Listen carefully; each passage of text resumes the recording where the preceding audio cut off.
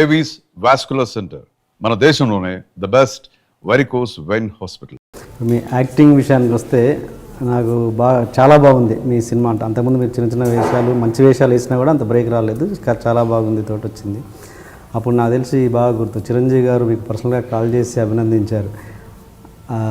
అదొకసారి చెప్పండి. అంటే అంత అప్లాజ్ మీకు వచ్చింది, అంత పెద్ద మనిషి నుంచి మీకు కాల్ వచ్చినట్టు నాకు గుర్తు, అదొకసారి చెప్పండి.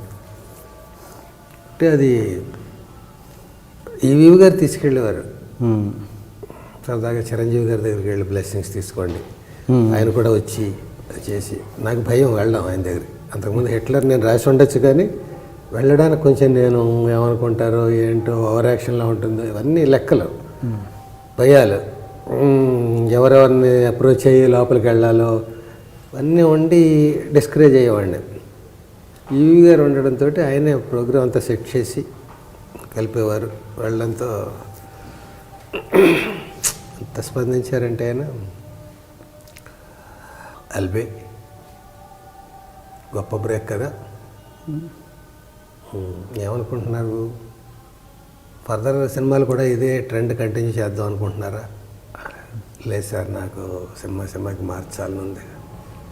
మారిస్తే జనం యాక్సెప్ట్ చేయరేమో. ఒక ట్రెండ్ తోటి మీరు అలా దూసుకొచ్చారు కదా, మారిస్తే జనం అంత సినిమాకి మార్చడం కరెక్ట్ కాదేమో. కానీ మరి దాంతో కంటిన్యూ అవ్వడం కూడా నాకు అదే భయం అండి, అంత ఇష్టం ఉండదు. నేను స్టేజ్ నుంచి వచ్చాను, రకరకాలు చేయాలని కోరుకుంటుందండి. మరి మీరు అన్నట్టు యాక్సెప్ట్ చేస్తారో చేయరో కూడా నాకు తెలియదు. చూద్దాం, కొన్నింటికి లెట్ టైం డిసైడ్, కాలం నిర్ణయిస్తుంది అని ఆయన అప్పట్లో ఇంట్లో కూడా అనేవారు. నాకు కొందరు చెప్తుంటే గిలిగెంతగా ఉండేది. ఇంట్లో కూడా భాష మాట్లాడతారు చిరంజీవి గారు సరదాగా ఎంటర్టైన్మెంట్కి. తొందరగా టిఫిన్ పెట్టండి, అవతల మాకు షూటింగ్కి టైం అయింది ఇలా అంటుంటారు అని చెప్తుంటే ఆయన ఏంటి నన్ను ఇమిటేట్ చేయడం ఏంటి అది. అలాగే తర్వాత మృగరాజుల వేషం వేశాను. నాకు ఇది చిన్న ఒళ్ళంతా మేకప్, ఆటవికుడు, చిన్న గోచిది ఇది తప్ప, మొలగొడ్డ తప్ప ఉండేది కాదు. ఇదంతా మేకప్, ఇదంతా విగ్, ఇదంతా ముక్కుకి ఇవన్నీ. ఆయన షార్ట్ గ్యాప్లో అక్కడ కూర్చునేవారు, నేను ఇక్కడ ఎక్కడో ఇలా కూర్చునేవాడిని. కొంచెం దగ్గరకు వచ్చి కూర్చోచ్చు, అలా దూరంగా ఏం కూర్చోక్కర్లేదు, మేము ఏం ముట్టుకోకూడని వాళ్ళం ఏం కాదు. బాబోయ్ సార్, అంటే మీకు డిస్టర్బెన్స్ అని. ఎల్బీ కొంచెం ఒళ్ళు చేసినట్టున్నావు, కొంచెం ఒక తొలం సార్, దాన్ని సక్సెస్ ఒళ్ళు అంటారులే. అదే దగ్గరికి వచ్చి కూర్చోమనమే గొప్ప అంటే అభినందించడం. వాళ్ళతో పోలిస్తే మన రికార్డ్ ఎంత, వాళ్ళు అభినందిస్తుంటే మనకి అదేదో ఫిల్మ్ఫేర్, ఆస్కార్ అవార్డు అందుకుంటున్నట్టుగా అలా కదా. అలాగే అప్పుడు మృగరాజు అప్పుడు అనేవాటి. మరి నేను ఇప్పుడు ఇలా ఆయన డిస్కషన్స్కి వెళ్ళినప్పుడల్లా నా క్యారెక్టర్ ఎలా డెవలప్ అవుతుందని ఎక్కువ కాన్సన్ట్రేట్ చేసేవాట. ఎల్బీ ఏమంటాడు మరి ఈ సినిమాలో, ఈ సీన్లో, ఎంత అదృష్టం, ఎంత భాగ్యం అది. తర్వాత కూడా స్టాలిన్ సినిమాలో నేను ఆ వేషం ఇంకెవరైనా అనేది ప్రతి షెడ్యూల్కి డిస్కషన్. చిరంజీవి గారు ఇలా చిటికిన వెళ్తూ 100 మందిని లేపేయగల మెగాస్టార్, ఆయనే ఆపదల్లో ఉంటే ఆయన్ని ఎవరు హెల్ప్ చేయాలి, అది చాలా టిపికల్. ఎవరు చేయాలి దానికి? మళ్ళీ ఒక రజనీకాంత్ రావాలా, లేకపోతే ఎవడ పడితే వాడు వేసేయచ్చా, ఎవడ పడితే వాడు ఎవడు, అది ప్రతిసారి డిస్కషన్లో ఉండేదట. నాకు ప్రతి షెడ్యూల్కి డేట్లు వస్తూ ఉండేవి. ఈ షెడ్యూల్లో మీది లేదండి, నెక్స్ట్ షెడ్యూల్ అనేవారు. అంటే వాళ్ళు అలాగా కరెక్ట్ కదా, చాలా టిపికల్. అది నిర్ణయం తీసుకోవడం చిన్న విషయం, అది ఇంపార్టెంట్ విషయం. చివరికి లాస్ట్ షెడ్యూల్లో నాకు వచ్చింది డేటు. అప్పుడు షార్ట్గా ఆయన వచ్చారు, మేమందరూ గెటప్స్లో రెడీగా ఉన్నాం. వస్తూనే నన్ను ఎల్బీ కంగ్రాచులేషన్స్ ఆయనకి తెలియట్లేదు. తమిళ్ డైరెక్టర్ ఆయన "నీ చాలా బాగుంది చూశారు, కమెడియన్ నా మెగాస్టార్ని నా హీరోని కాపాడడం ఏంటి" అని అనుకుంటారు. కాదయ్యా, ఆయనకి అమ్మ 1వ తారీఖు క్యాసెట్ ఇవ్వండి, ఆయన ఎల్బి శ్రీరామ్ కమెడియన్ కాదు, క్యారెక్టర్ ఆర్టిస్టు అని చెప్పానంటే ఇంత కళ్ళు అలా చెప్తుంటే నాకు అవన్నీ. అలాగే చిరంజీవి గారితో కూడా మంచి మంచి అనుభవాలు. హిట్లర్కి రాసినప్పుడు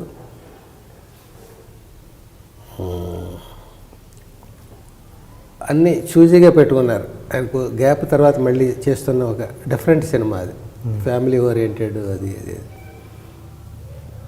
ప్రతిదీ ఎవరైతే కరెక్ట్ అని అలా అనుకుని పెట్టుకుని డైలాగ్ రైటర్ ఎవరంటే నా పేరు వచ్చింది, ఎవరి ద్వారా వచ్చింది పెట్టుకున్నారు. నాకేంటంటే చిరంజీవి గారి దగ్గర ఏ టెక్నీషియన్ ఎరగదీసేయాలని కదా వెయిట్ చేస్తూ ఉంటాడు.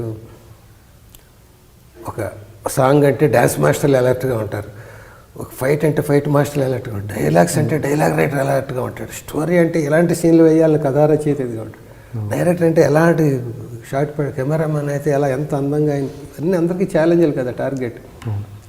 అలాగా రీములు రాసేయాలనుకుంటాడు ఆయన. కానీ నాకు ఒక పెద్ద మనిషి ఆయన, 5 చెల్లెళ్ళకి అన్న, హిట్లర్, అంతర్దృష్టిలో చండశాసనుడు, ఎక్కువ మాట్లాడు, కంటి చూపుతో ఎక్స్ప్రెషన్స్ ఇవ్వాలి, భావం చెప్పాలి. అలాంటి క్యారెక్టర్కి ఏం రాయాలి, ఏం రాసినా కూడా బాబోయ్ ఎంత రాస్తే కొట్టేస్తారు కూడా అనుకుంటూ ఏం రాయాలి, బాబా ఇలా వచ్చింది అంటే అగ్ని పరీక్షలాగా కుమ్మేద్దాం, రకరకాలుగా ఇది చేద్దాం. అసలు మేనరిజం సెట్ అవ్వట్లేదు ఏంటి, ఏం పెడితే బాగుంటుంది ఇలా అనుకోవడంలో ఏంటి, ఈ డైలాగ్ అంటే ఎలా ఉంటుంది, అంత వద్దు, పోనీ ఎలా అంటే ఇది చాలు, అంతొద్దు ఇది చాలు, అంత ఇది చాలు. ఇది మేనరిజం అయితే ఎలా ఉంటుంది, ఉదాహరణ ఏదైనా అప్లై చేసి చూద్దాం ఓ డైలాగ్ మీద. రాజేంద్ర ప్రసాద్ ఆయన విష్ చేస్తాడు, ఎలా బావా బాగున్నావా అంటాడు, అంత వద్దు, ఏం బావా బాగున్నావా, ఇది చాలు.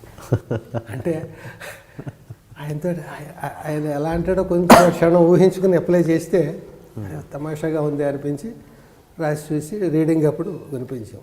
ఓకే, బాగుంది అన్నారు. కానీ అది ఏదో తిరుపతి లడ్డూలు ఆ సినిమా మొత్తంలో 5 సార్లు 6 సార్లు వాడాం అంతే. అది ఎక్కువ మేనరేజ్ ఉంది కదా అని ఎక్కడ పడితే అక్కడ అక్క లేకుండా. ఓ సినిమాలో మేనరేజ్ అని ఒక డైరెక్టర్ అన్నారు నన్ను, ఎల్బి బాగుందా మేనరేజం, కాకపోతే జీడిపప్పు ఎక్కువైంది అన్నాడు. మేనరేజం ఎక్కువ వాడేసేవాది, అలాగా ఉప్మా కంటే జీడిపప్పు ఎక్కువైంది అన్నట్టుగా. అలాగే ఎక్కువ వాడకూడదు, అంతొద్దు, మళ్ళీ వాడడంలో కూడా అంతొద్దు, ఇది చాలనే స్పృహలో ఉండి లిమిటెడ్గా వాడేదాన్ని. అది బాగా పాపులర్ అయింది. అలాగా ఆ సీన్ రాసినప్పుడు ఫస్ట్ డే షూటింగ్ అప్పుడు సాగర్ గెస్ట్ హౌస్ అక్కడ గంటిపేట దగ్గర ఆయన షూటింగు, ఆ లొకేషన్ అది.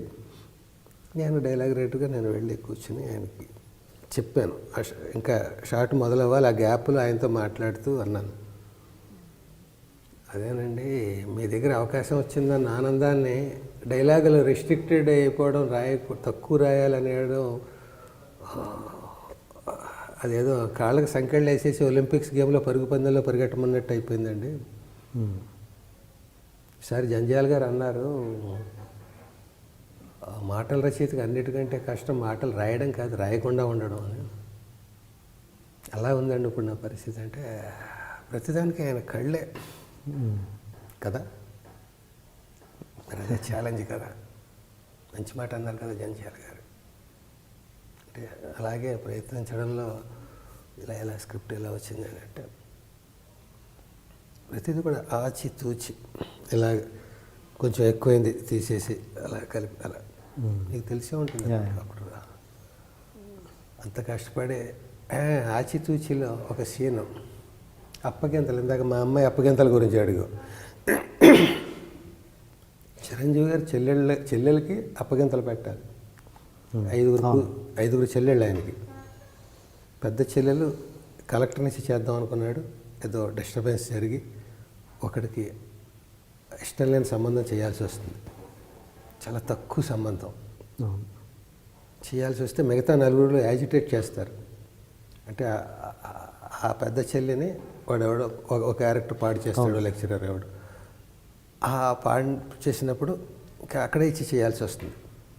మిగతా నలుగురు చెల్లెల దగ్గరికి రహస్యంగా ఉంచాల్సి వస్తుంది. అది అసలే అన్నయ్య అంటే కోపం, తెక్కగా ఉంటాడు, ఏది హిట్లర్గా బిహేవ్ చేస్తాడు, ఇవన్నీ అని మనస్తాపాలు ఉంటుంటాయి వాళ్ళకి, మిస్అండర్స్టాండింగ్స్. అప్పుడు ఈ పెళ్ళి కూడా ఎలా చేస్తున్నాడంటే వాళ్ళు రివోల్ట్ అయిపోతారు. పెద్ద కబులు చెప్పాడు, కలెక్టర్ ఇచ్చి చేస్తాను, ఇది అని అన్నాడు, చూస్తే ఇలాంటి సంబంధం చేసాడు, ఇవన్నీ అని వాళ్ళు ఇంచుమించుగా రెవల్యూషనరీగా ఉంటారు. అప్పుడు పెళ్ళి అయిపోయింది, తాళి కట్టించి చిరంజీవి గారు బయట ఇలా కూర్చొని ఉంటారు. అప్పగింతల సీన్ ఇది నేను రాయాలి, నాకు ఇలా రాయి అలా రాయి, నేను నాకు సంఖ్యలు వేయలేదు, నా అదృష్టం. నా డైరెక్టర్ ముత్యాల సుబ్బయ్య గారు, నా ముఖ్యంగా మా ఎడిటర్ మోహన్ గారు, ప్రొడ్యూసర్, ఆయన ఏ రోజు సీన్లు ఆ రోజు వింటుండేవాడు. పామ్గ్రోలో హోటల్లో రూమ్లో కూర్చోబెట్టి రాయించి ఒక్క సీనే రాస్తే ఒక్క సీనే, 7 సీన్లు రాస్తే 7 సీన్లు, అట్లా రోజు వినాలి. అది అయింది. ఇప్పుడు అప్పగింతల సీన్ ఏమైనా డిఫరెంట్గా రాద్దాం, ఏదైనా కొత్తగా ఉండాలని తపన. నేను స్టోరీ రైటర్ని కాకపోయినా కూడా వాళ్ళు రాసిన వాళ్ళు అప్పగింతలది ఏమన్నా స్టోరీలో అది రీమేక్ కాబట్టి అక్కడేదో ఉండి ఉంటుంది. అదే రాస్తే నేనెందుకు, నా గొప్పతనం ఏంటి, నేను ప్రూవ్ చేసుకోవాలి కదా అని కొత్తగా రాయాలి. అప్పగింతలు అంటే జనరల్గా తల్లిదండ్రులు బిడ్డకు పెడతారు, జాగ్రత్త అమ్మ, అత్తగారి దగ్గర జాగ్రత్తగా ఏ మాట అన్నా పట్టించుకోకు, నీ మొగుడు కోపంతో ఏమన్నా పట్టించుకోకు, కష్టపడి పని చేయమ్మా, మన పుట్టిల్లు కాదు అది అత్తారిల్లు, కష్టపడాలమ్మా, ఆడపిల్లలు పుట్టినది, ఇలా అప్పగింతలు అప్పగిస్తుంటారు. అప్పగింతలు అంటే ఈ అమ్మాయిని వాళ్ళకి అప్పగించడం, వాళ్ళే అమ్మ ఇంకా నీకు దైవాలు ఇలా అప్పగిస్తారు. అది వీళ్ళు ఎక్కువ మాట్లాడతారు. ఆ అమ్మాయి కంట తడితోటో లేకపోతే ఒక ఇదితోటో ఉంటుంది జనరల్గా అప్పగింతల సీన్. రివర్స్ చేస్తే అలా ఉంటుంది. ఈయన తక్కువ మాట్లాడతాడు కదా, ఇంత మాట్లాడకూడదు కదా. రివర్స్ ఎలా చేయొచ్చు, ఈయన తక్కువ మాట్లాడాలంటే చెల్లెల చేత మాట్లాడిస్తే చెల్లెలు అన్నయ్యకి అప్పగింతలు పెడుతుంది, అన్నయ్యకి చెల్లెళ్ళని అప్పగింతలు పెడుతుంది. అన్నయ్య చెల్లెళ్ళు అమాయకులు, అన్నయ్య రాసి చూద్దాం అలా వస్తుందని ట్రై చేశారు. వాళ్ళ అమాయకులు, వాళ్ళకి నిజం తెలియదు కదా, అందుకని వాళ్ళు అలా కోపంతో ఉన్నారు. వాళ్ళ మీద కోపపడక అన్నయ్య, నేను నాకు ఏది యోగ్యం అదే నా సంబంధం అయ్యింది, నేను వెళ్ళిపోతాను, నా గురించి నువ్వు బాధపడకు, చెల్లెని జాగ్రత్తగా చూసుకో, నాకే దిగులు లేదు, నేను బాగా నడుచుకుంటాను. ఇలా ఇలా ఇలా 2 పేజీల సీన్ అంటే 1.30 పేజీ అమ్మాయి చేత మాట్లాడించామండి. ఓకే. చిరంజీవి గారి సీన్ అది, అప్పగింతలు ప్రయోగం ఆయన మీద, తొళ్ళలు చేస్తారు కదా తేడా వస్తే. అందుకని చూద్దాం రాసి చూస్తే అన్నీ చెప్తోంది. అన్నీ వింటున్నాడు. చివరిలో వెళ్ళొస్తానన్నయ్య, మధ్యలో 2-3 సార్లు వెళ్ళొస్తానయ్య, చివరిలో మళ్ళీ వెళ్ళొస్తానన్నయ్య. అలాగే అమ్మా, అక్కడ ఎవరైనా మీ అన్నయ్య నీకు ఏం పెట్టాడమ్మా అని అడిగితే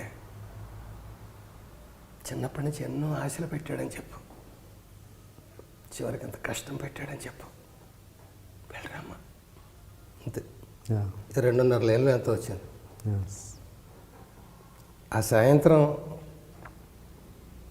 మొత్తం డైరెక్షన్ డిపార్ట్మెంట్ అందరూ, అసిస్టెంట్ డైరెక్టర్లు వాళ్ళు, మీరు ఉండాల్సిందండి వేళ సెట్లోను, ఎంత పొగిడారు చిరంజీవి గారు, నేను హీరో నాకు డైలాగ్ లేదేంటి అంటారు జనరల్గా ఎవరైనా అయితే. ఆయన కొత్తగా రాసాడు, భలే ఉందని 2 లైన్లు స్కేల్తో కొలవడం కాదయ్యా డైలాగులు అంటే, 2 లైన్లు ఎంత బాగా రాశాడు. రివర్స్ చేసి అమ్మాయి చేత మాట్లాడించాడు, ఎంత మెచ్చుకున్నారో 10 సార్లు అంటే. ఇవన్నీ నాకు అలాగే నాకు హాస్యానందం అని నా మీద ఒక ప్రత్యేక సంచిక వచ్చింది. అందులో ఒక ఆర్టికల్ రాసి 1 పేజీ రాయమని రిక్వెస్ట్ చేస్తే, పేజీ రాయలేదు, అభినందనలు రాయమంటే ఫుల్ పేజీ రాసి ఆయన ఎంత ప్రతి లైన్ అంత గొప్పగా రాశాడు ఆయన నా గురించి. ఇలాంటి నటులను పరిశ్రమ బాగా వాడుకోవాలి, ఇది అది అది అని చాలాసార్లు చెప్తూ ఉంటాను అంటూ.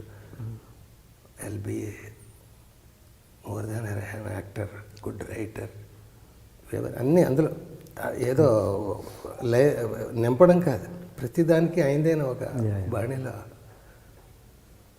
ఇవన్నీ నాకు గుండెల్లో పట్టం కట్టించుకునే అనుకోవాలి. అంటే ఇంత ఆఫ్ ద స్క్రీన్ ఇంత బాగా మాట్లాడే వాళ్ళు మరి వాళ్ళ సినిమాలకు వచ్చేసరికి ఎన్ని అవకాశాలు ఇచ్చారు మీకు? చిరంజీవి గారైనా ఇంకెవరు, చిరంజీవి గారి గురించి అనట్లేదు నేను, ఇలా అన్న వాళ్ళు ఎందుకు ఎంకరేజ్ చేయాలి అన్న వాళ్ళు మీకు ఎందుకు మరి ఇప్పుడు వేషాలు లేకుండా పోతున్నాయి? మరి మీకు ఎందుకు ఎంకరేజ్ చేయాలి? వేషాలు అనేది క్యారెక్టర్స్ ఎవరు హీరోలు ఇవ్వరు కదా. ఇప్పుడు కథ డిమాండ్ చేయాలి. కథలో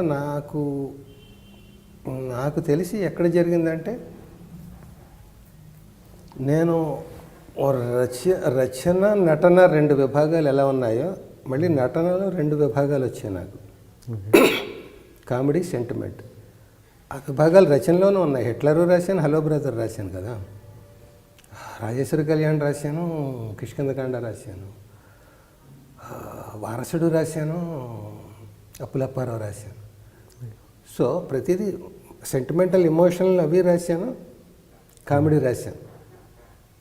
స్టేజ్లో కూడా, అది నాటకంలో కూడా నేను ఒక బర్నింగ్ ప్రాబ్లం తీసుకుని దాన్ని ఎంటర్టైనింగ్లో సెటైరికల్గా చెప్పడం అది నాకు.